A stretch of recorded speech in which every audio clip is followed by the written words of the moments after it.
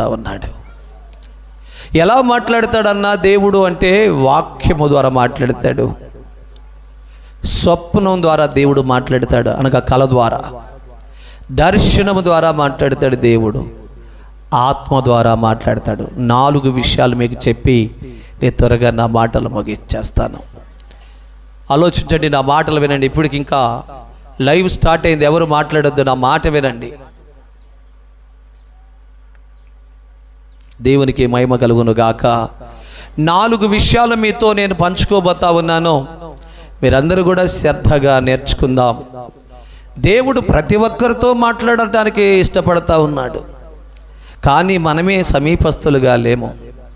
ఆయన మాట వినకపోగా ఆయన ఏమంటున్నాడు తెలుసా? ఆకాశమా ఆలకించుమో, భూమి సెవి యొగ్గుమో, నేను పిల్లలు కానీ గొప్పవారిని చేస్తే వారు నా మీద తిరుగుబాటు చేస్తా ఉన్నారని ఆకాశముతోనో భూమితోనో ఆయన మాట్లాడుతున్న పరిస్థితి.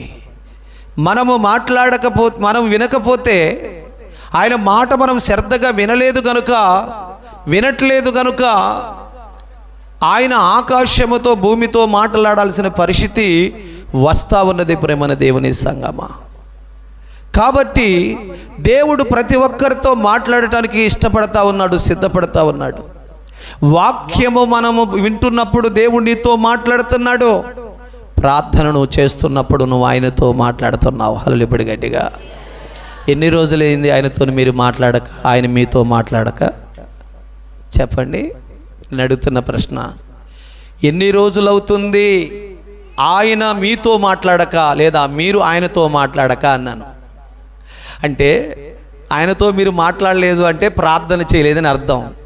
ఆయన నీతో మాట్లాడలేదు అంటే అర్థం వాక్యం నువ్వు వినలేదని అర్థం. పర్లేదా? ఆయనతో మీరు మాట్లాడుతున్నారా? ఆయన కూడా మీతో మాట్లాడుతున్నాడా? మంచిది.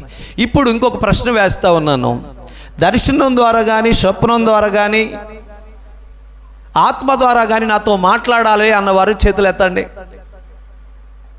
చాలా సంతోషం. మీరందరూ కూడా దేవుడు నాతో మాట్లాడాలని కోరుకున్నారు. ఆయన కోరిక కూడా అదే, మీతో మాట్లాడతాడు. వాస్తవమే. ఎలా ఉంటే మాట్లాడతాడు?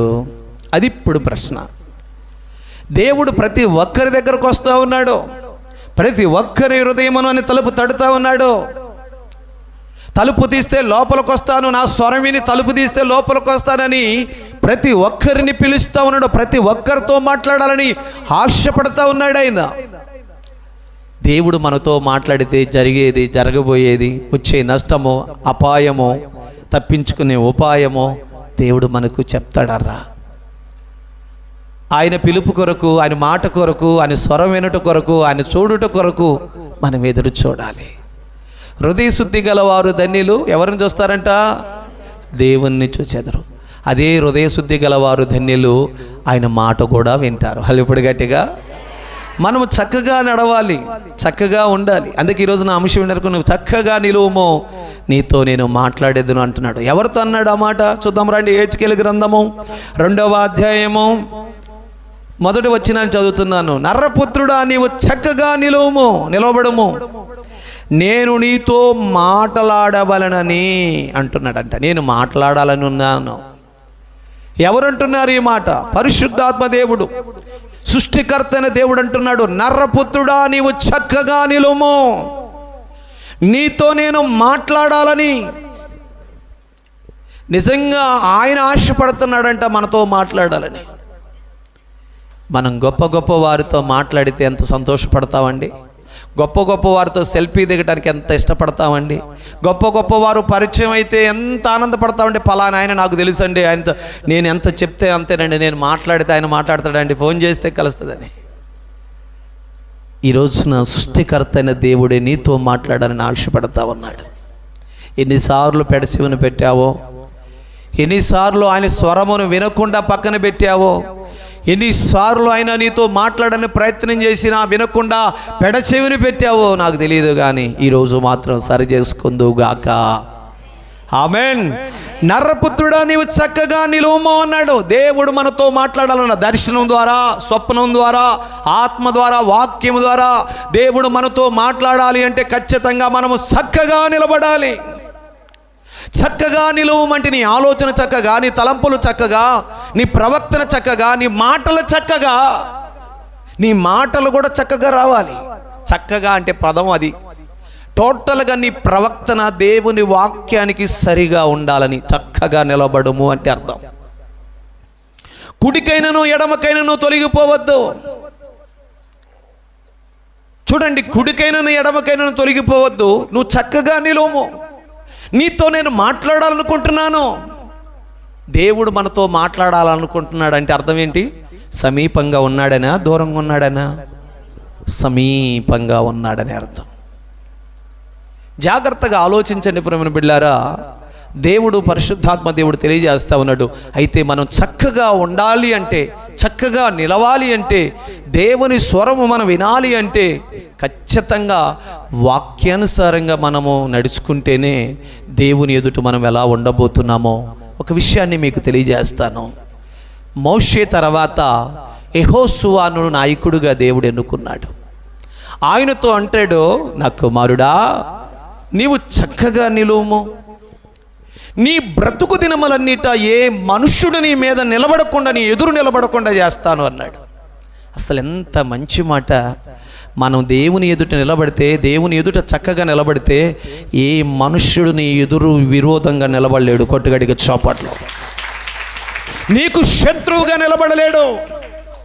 ఒకవేళ నిన్ను పడగొట్టాలా, చెడగొట్టాలా, ఇబ్బందులు పెట్టాలి, ఏదో బాధ పెట్టాలి, గాయపరచాలి, ఎన్ని విధముల చేత నిన్ను ఎన్నో ఇబ్బందులు పెట్టాలని ప్రయత్నం చేసిన మనుషులు, ఎన్నో ఆలోచనలు చేసినా అవి విఫలమవుతాయే తప్ప సఫలం అవ్వవు. నువ్వు దేవుని ఎదుట చక్కగా నిలబడితే విజయము నీదే. హల్లెలూయా గట్టిగా. అపజయము శత్రువులకు అవుతుంది. కావాలంటే రండి, యెహోషువ గ్రంథం 1వ అధ్యాయము 5వ వచనం. మీకు ఎక్కువ సమయాన్ని నేను తీసుకొని కానీ చూడండి. నీవు బ్రతుకు దినములన్నిటను ఏ మనుష్యుడును నీ ఎదుట నిలవలేక ఉండును. నేను మోషేకు తోడై ఉన్నట్టుగా నీకు తోడై ఉంటాను. నిన్ను అస్సలు విడిచిపెట్టను. నిన్ను అసలు ఎడబాయను. నిబ్బరము కలిగి ధైర్యముగా ఉండుము. వారికి ఇచ్చేదనని నేను వారి పితరులతో ప్రమాణము చేసిన ఈ దేశమును నిశ్చయముగా నీవు ఈ ప్రజలు స్వాధీనము చేసేదవు. అయితే నీవు నిబ్బరము కలిగి జాగ్రత్త పడి బహుధైర్యముగా నుండు. నా సేవకుడైన మోషే నీకు ఆజ్ఞాపించిన ధర్మశాస్త్రం అంతటి చొప్పున చేయవలెను. నీవు నడుచు ప్రతి మార్గమున చక్కగా ప్రవర్తించము. కొట్టగడిగా చోపట్లో ఈ మాటను అండర్లైన్ చేసుకోండి. నీవు నడుచు ప్రతి మార్గమున చక్కగా నడుము. పొలం వెళ్ళినా, పనికి వెళ్ళినా, ఉద్యోగానికి వెళ్ళినా, వ్యాపారానికి వెళ్ళినా, ఊరు వెళ్ళినా, ఇంకెక్కడికి వెళ్ళినా నీ ప్రవర్తన చక్కగా ఉండాలి.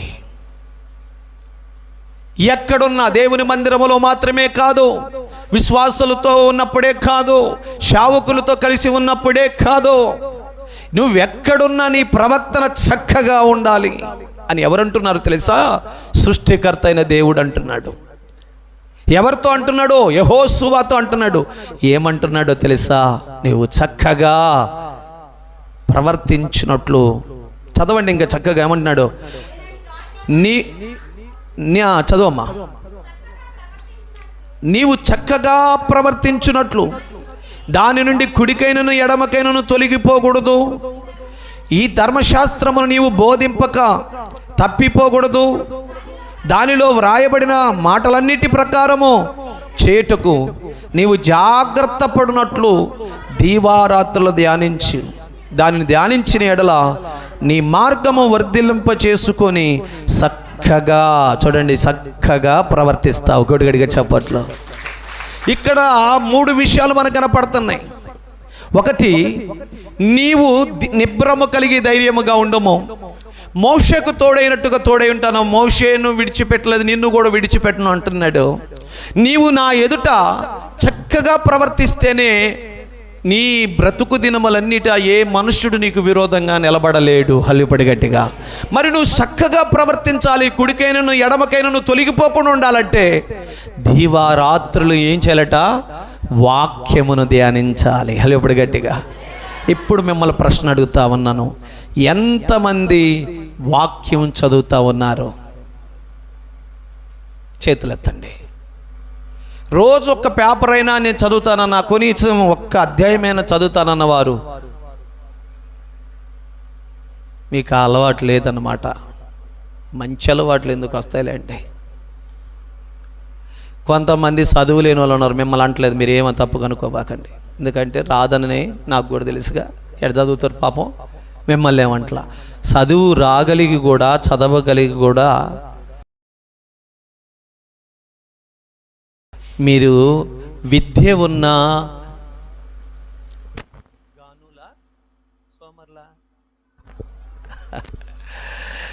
విద్య లేని పామర్లు అన్నమాట. ఆలోచించండి ప్రేమ బిడ్డలారా. మన సంఘము పరిశుద్ధాత్మ సంఘము. సంఘములో ఏ బిడ్డ వాక్యం చదవబడటానికి నిలబడమన్నా, ప్రార్థన చేయటానికి నిలబడమన్నా ధైర్యముగా, రోషము కలిగి, పౌరుషము కలిగి, చదవగలిగి, ప్రార్థించగలిగే సామర్థ్యత మీలోకి రావాలి. కొట్టుగట్టిగా చప్పట్లో ప్రేమ బిడ్డలారా. మిమ్మల్ని చూచిన వారు మీరు ఏ సంఘమునకు వెళుతున్నారు, మీ సేవకులు ఎవరు అనే తట్లుగా మీరు బ్రతకాలి. అది నా ఆశ. ప్రార్థించటం, కనీసం చదువు రాని వాళ్ళు ఒకవేళ వాక్యం చదవలేకపోయినా ప్రార్థన కూడా రాకపోతే ఎంత బాధాకరమైన విషయం. ఎన్ని సంవత్సరాలైందమ్మా చర్చికి వెళ్ళంటే, నేను 30 సంవత్సరాలైందా నా బాప్తీసం తీసుకొని 2 నిమిషాలు ప్రార్థన చేయమంటే ఎన్నిసార్లు తడబడుతుందో, అటు ఇటు గడగడ ఉనికిది భూమి అంతా కదిలిపోతూ ఉంటుంది. పాపం అసలు వీళ్ళ బాధ నాకెందుకు పెట్టిండ దేవుడు అన్నట్టుగా బాధపడుతుంది. పోయి ఈయన కళ్ళకు నేనెట్ట కనపడ్డా అన్నట్టుగా బాధపడతారు కొంతమంది. అందుకే చెప్పాను, ఏ క్షణాన ఎవరిని ప్రార్థనకు లేపుతానో, ఏ క్షణాన్ని ఎవరి వాక్యం చదవమంటానో చెప్పను ముందే. సిద్ధంగా ఉండాలి. మీ ఇష్టం, ఎవరిని పిలుస్తానో, ఎవరిని లేపి ప్రార్థన చేయిస్తానో. గుర్తుపెట్టుకోండి, అంత్య దినాలలో, దుర్దినాలలో ఉన్నాం. ప్రార్థన అనే ప్రాకారాలు లేకపోతే మనం దేనికి పనికిరామో. హల్లిపడి గట్టిగా.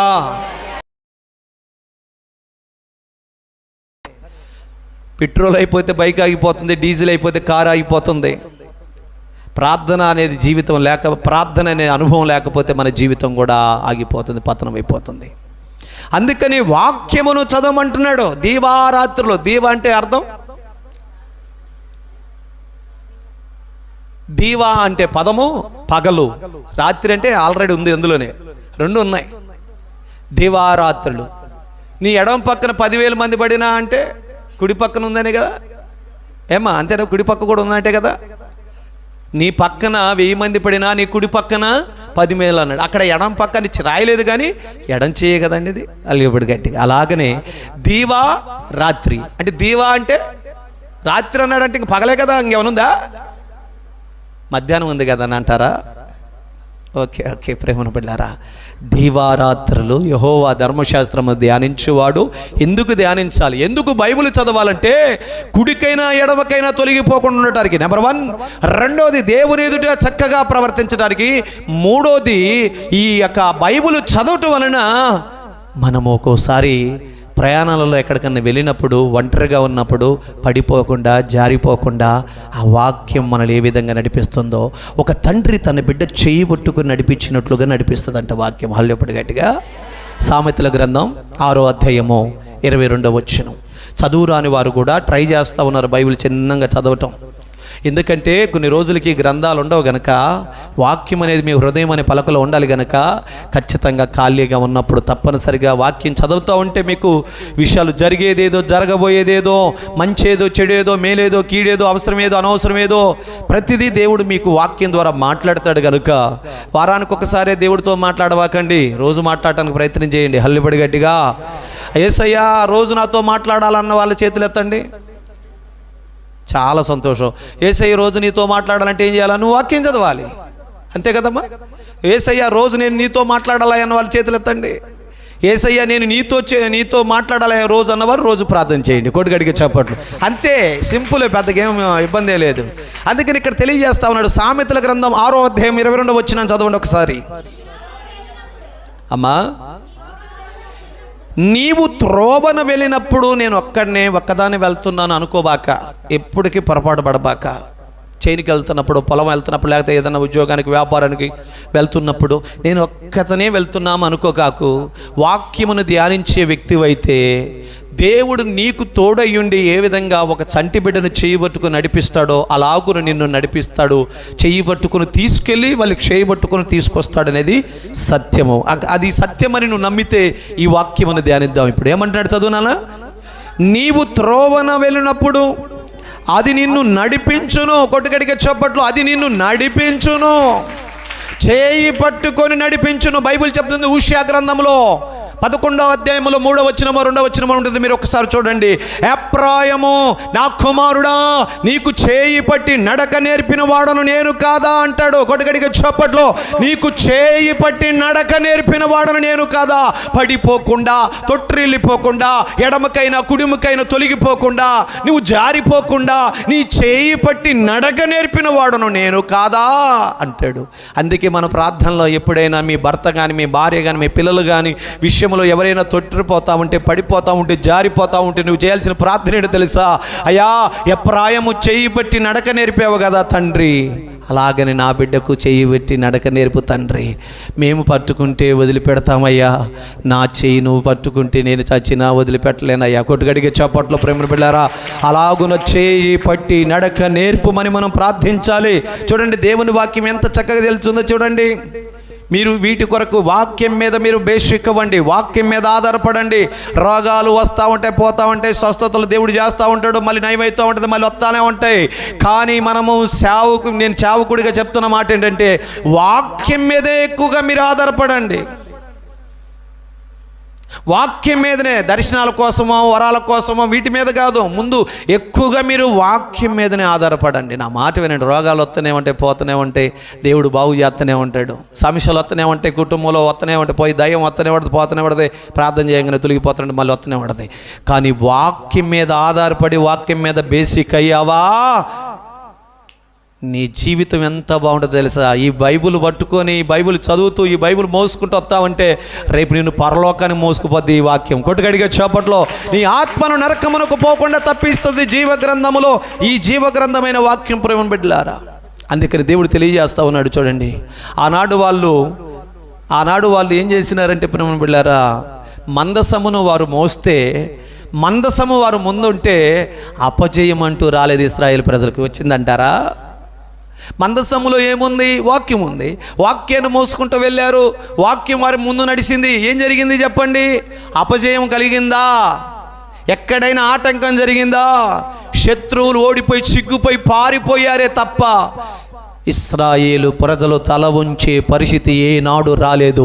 మందసమును మోస్తున్నావా? మందసము నీ ముందు నడుస్తుందంటే నీకు జయమే కానీ అపజయము కాదు. అదే అంటున్నాడు యెహోషువతో, ఇదిగో నీ బ్రతుకు దినములన్నిట ఏ మనుష్యుడు నీ ఎదుట నిలబడలేడు. నీవు నా ఎదుట చక్కగా నిలబడితే నేను నీతో ఉంటాను, నేను నీతో ఉంటే ఏ మనుషుడు నీ ముందు నిలబడలేడు. నువ్వు చక్కగా నిలబడాలంటే వాక్యము చదవాలి, వాక్యమును ధ్యానించాలి, వాక్యానుసారమైన ప్రవక్త నీలో ఉండాలి. నా కుమారుడా యెహోషువ అంటూ దేవుడు తెలియజేస్తూ ఉన్నాడు. అయితే ఇక్కడ వాక్యం మనల్ని ఏ విధంగా, నీవు త్రోవన వెళ్ళినప్పుడు అది నిన్ను నడిపించును, నీవు పండుకున్నప్పుడు అది నిన్ను కాపాడును, నువ్వు మేలుకుంటే నీతోనే మాట్లాడును. మేలుకు ఎప్పుడొతో చెప్పండి? బాధలు ఎక్కువైపోయి, టెన్షన్ ఎక్కువైపోయి, అప్పులు ఎక్కువైపోయి, పిల్లలు సరిగా మాటలనక, కుటుంబంలో సమాధానం లేక, తినదు వంట పట్టక, నిద్ర పట్టక, మెలుకుతో ఉండి ఏందా నా పరిస్థితి అని ఆలోచిస్తూ ఉంటే అప్పుడు ఆ వాక్యం నీతో మాట్లాడి, ఎందుకురా దిగులు పడుతున్నావు? నేను లేనా? నేనుండగా నీకు భయం ఎందుకురా? అందరు నిన్ను వదిలిపెట్టినా నేను వదిలిపెడతానా? అందరు నీకు దూరమైనా నేను దూరం అవుతానా? నేనుండగా నీకు ఎందుకురా భయం అని ధైర్యం చెప్తుంది. కొట్టుగడిగా చెప్పట్లు ధైర్యం చెప్పుద్ది ప్రేమ బిడ్డలారా. నీ వాక్యమే నన్ను బ్రతికించెను, బాధలలో నెమ్మది నేర్చును. నీ వాక్యమే నన్ను బ్రతికించెను, బాధలలో నెమ్మది నేర్చెను. కృపాశక్తి దయాశక్తి సంపూర్ణుడా, వాక్యమై ఉన్న యేసు వందనమయ్యా. కృపాశక్తి దయాశక్తి సంపూర్ణుడా, వాక్యమై ఉన్న యేసు వందనమయ్యా. నీ వాక్యమే నన్ను బ్రతికించెను, బాధలలో నెమ్మదినిచ్చెను. అందరూ చప్పట్లు కొడుతూ, చిగటగల ఊబి నుండి లేవనెత్తెను, సమతగల భూమిపై నన్ను నిలిపెను. జిగటగల ఊబి నుండి లేవనెత్తెను, సమతమపై నన్ను నిలిపెను. నా పాదములకు దీపమాయెను, నా పాదములకు దీపమాయెను. సత్యమైన మార్గములో నన్ను నడుపును, సత్యమైన మార్గములో నన్ను నడుపును. నీ వాక్యమే నన్ను బ్రతికించెను, బాధలలో నెమ్మదినిచ్చెను. కృపాశక్తి దయాశక్తి సంపూర్ణుడా, వాక్యమై ఉన్న యేసు వందనమయ్యా. స్తోత్రం, హల్లెలూయా. వాక్యము నిన్ను మేలుకున్నప్పుడంట. ఎప్పుడు మేలుకొస్తుంది?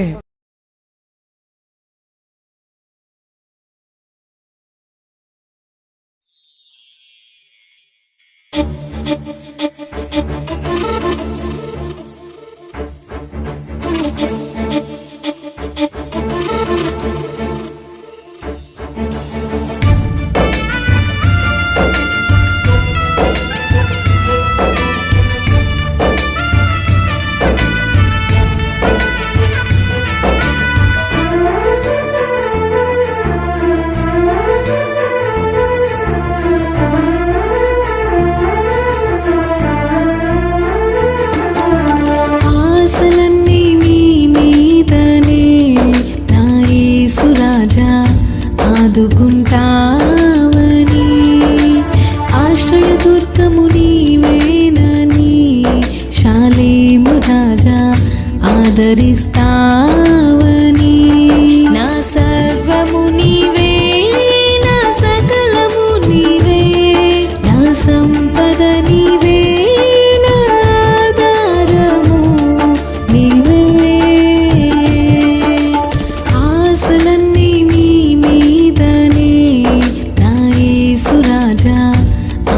ఆదుకుంటావని.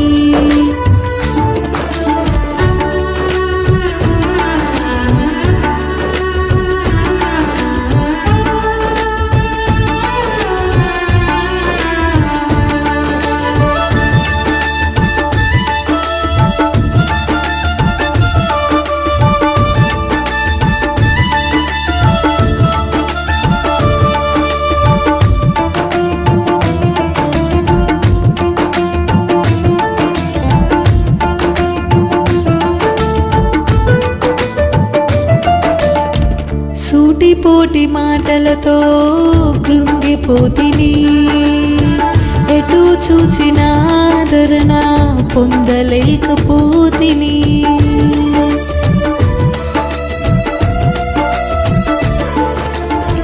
సూటిపోటి మాటలతో కృంగిపోతిని, ఎటు చూచిన ఆదరణ పొందలేకపోతిని. నీపైనే ఆనుకుంటిని యేసయ్యా, నీలోనే ఆదరణ పొందుకుంటిని నేనయ్యా, నీలోనే ఆదరణ పొందుకుంటిని నేనయ్యా. ఆశలన్నీ నీ మీదనే నా యేసు రాజా ఆదుకుంటావని, ఆశ్రయదుర్గము నీవేనని, శాలేము రాజా ఆదరిస్తావని.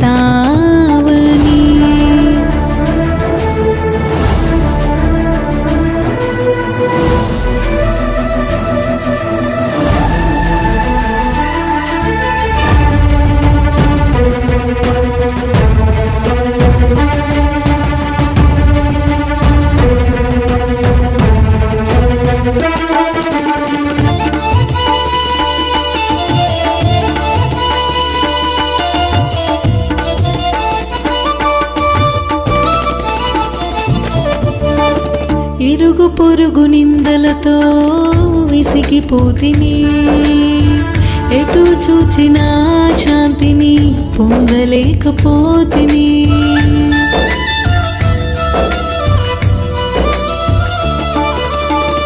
ఇరుగు పొరుగు నిందలతో విసిగిపోతిని, ఎటు చూచినా శాంతిని పొందలేకపోతిని.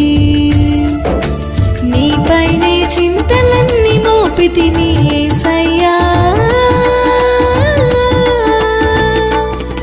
నీలోనే నెమ్మదిని పొందుకొంటిని నేనయ్యా, నీలోనే నెమ్మదిని పొందుకొంటిని నేనయ్యా.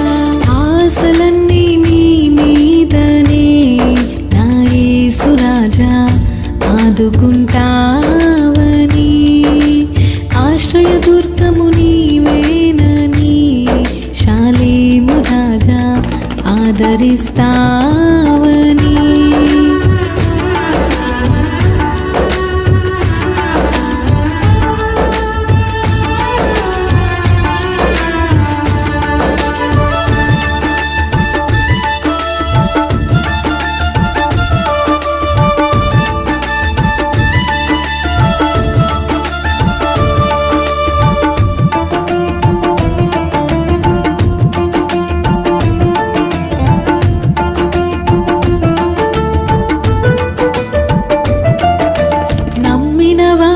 చేతిలో మోసపోతిని, ఎటు చూసినా ప్రేమను పొందలేకపోతిని.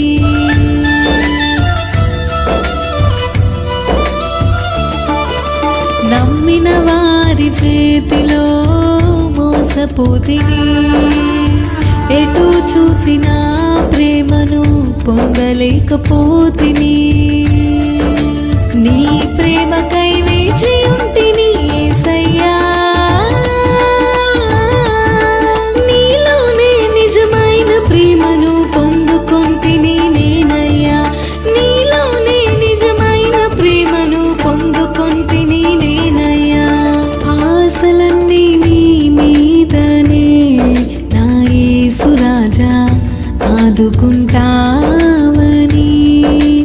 ఆశ్రయ దుర్గము నీవేనని శాలేము రాజా ఆదరిస్తావని.